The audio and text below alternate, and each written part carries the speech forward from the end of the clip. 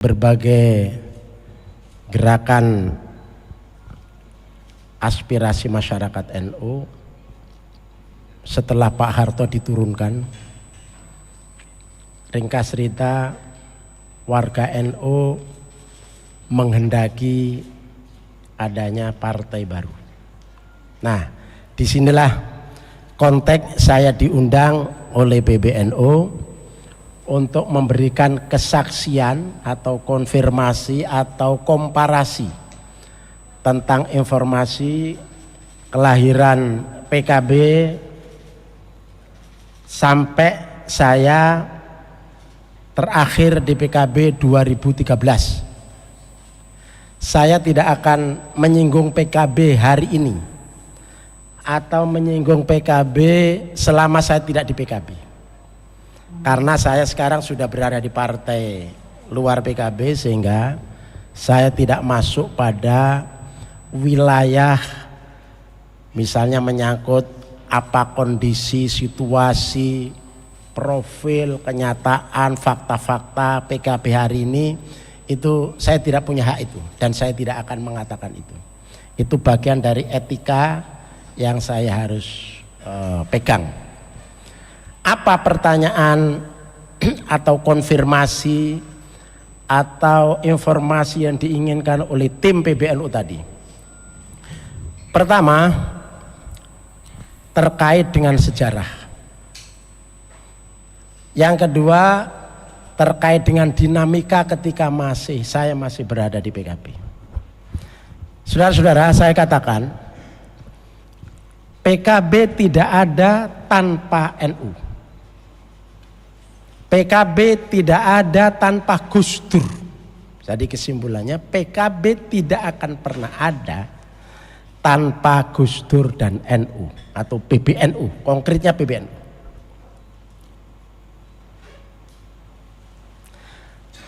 Kalau ada partai dari NU, dari kalangan NU yang tidak disupport oleh PBNU, apakah bisa ada? Apakah bisa besar? Saya yakin tidak, karena faktanya ada partai di luar PKB yang berdiri dari lingkungan NU itu menjadi partai gurem. Dulu ada namanya PKU, dulu ada namanya PNU, Partai Nahdlatul Ummah. Akhir ada Partai Kebangkitan Nasional Ummah. Tidak di backup, tidak didirikan oleh PBNU, tapi didirikan oleh hanya orang-orang NU. Maka mereka tidak ada bisa memenuhi syarat. Nah, PKB bisa menjadi besar seperti ini, itu ada besar itu karena PBNU dan Gus Dur. Apa kita bisa menyatakan tanpa NU, tanpa Gus Dur PKB ada? Pertama, nah ini saudara bisa catat. Pertama, ketika Gus Dur jadi ketua umum PBNU, memberikan atas desakan warga NU, politisi NU, aktivis NU, NU harus memiliki partai sendiri. NU-nya tetap sebagai organisasi keagamaan, kemasyarakatan. Jadi yang kita kenal, kita sebut sebagai NU kembali ke khitoh. Jadi itu artinya tidak menjadi partai politik. Tapi NU boleh mendirikan partai politik.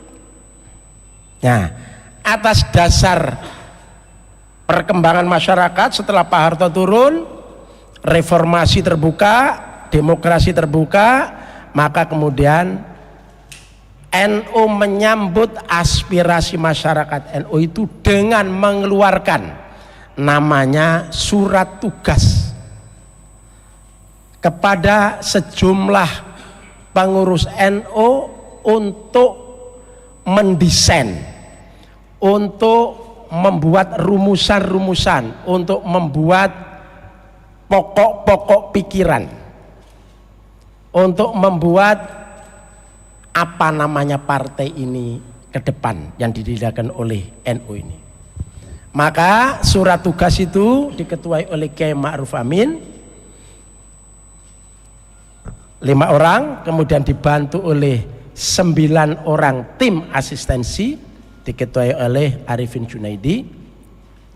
Disitulah kemudian membuat satu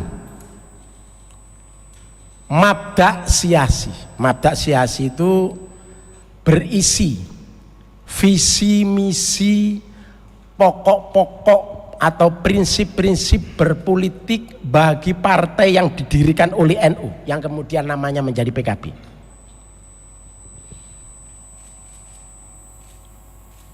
Isinya ada 9. Di dalamnya mengandung itu tadi pokok-pokok pikiran, prinsip-prinsip berpolitik, etika berpolitik, visi misi. Nah, itu ada di 9 itu, 9 di dalam mabda' siasi itu. Yang kedua, tim 5 dan tim 9 membuat kalau partai ini sudah berdiri, maka hubungannya apa dengan NU? Hubungan NU dengan partai yang didirikan namanya PKB itu adalah hubungan historis, hubungan kultural, dan hubungan aspiratif. Tidak struktural, betul, tapi historis. Historis ini nggak bisa hilang.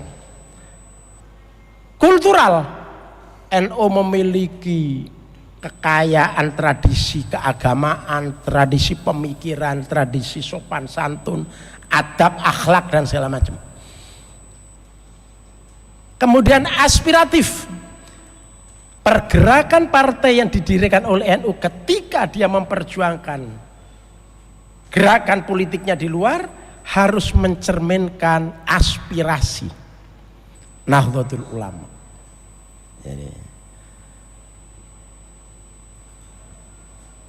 Nah, setelah itu, setelah ini dirumuskan, termasuk di dalamnya adalah ADART, maka kemudian ditunjuklah menjadi deklarator untuk mengumumkan, mendeklarasikan bahwa NU di era reformasi setelah terkungkung sekian puluh tahun di era Orde Baru, nggak bisa ngapa-ngapain gitu, era reformasi bebas untuk punya partai, maka 5 orang tokoh-tokoh Nahdlatul Ulama, ini ada bukunya,